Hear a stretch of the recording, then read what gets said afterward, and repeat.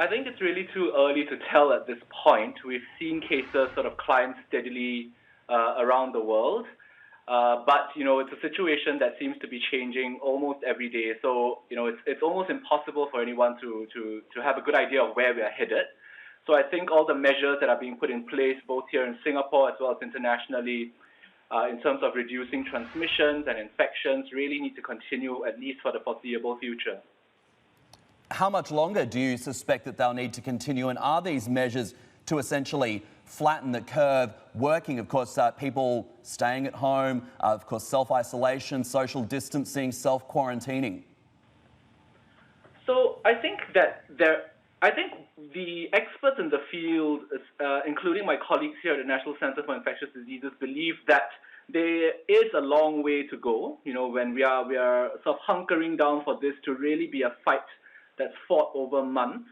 And we are taking the lead from the ministry as well as the authorities in terms of implementing all of these sort of measures meant to put the brakes on new infections, as well as sort of taking the lead from the World Health Organization as well. Singapore has been widely praised, though, globally for its handling of the COVID-19 outbreak. What specifically has Singapore then done differently to other countries around the world, like the United States? And was it all about getting on top of this a lot earlier? We, of course, had the DORSCON orange alert implemented many weeks ago now. Was it all about timing, essentially, with respect to Singapore's management of the virus?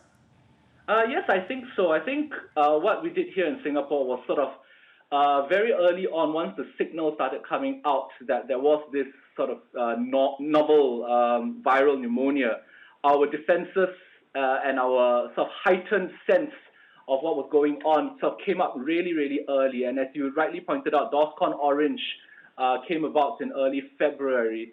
So what that meant was that we started implementing many of these policies and measures that have to do with sort of increasing testing, very aggressive contact tracing, and these were all plans that we didn't come up with on the fly, but were actually sort of protocols and plans that we had already in our drawer, drawer plans as they were.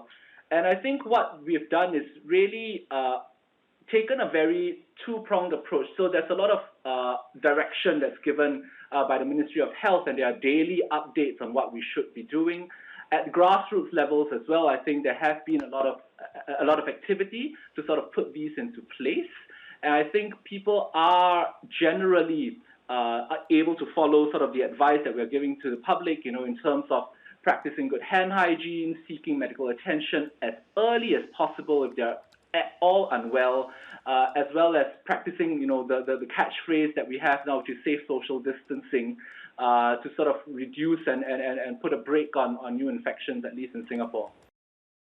Hey everybody, it's Hadley Gamble from our new CNBC Middle East Bureau in Abu Dhabi. Thanks for stopping by.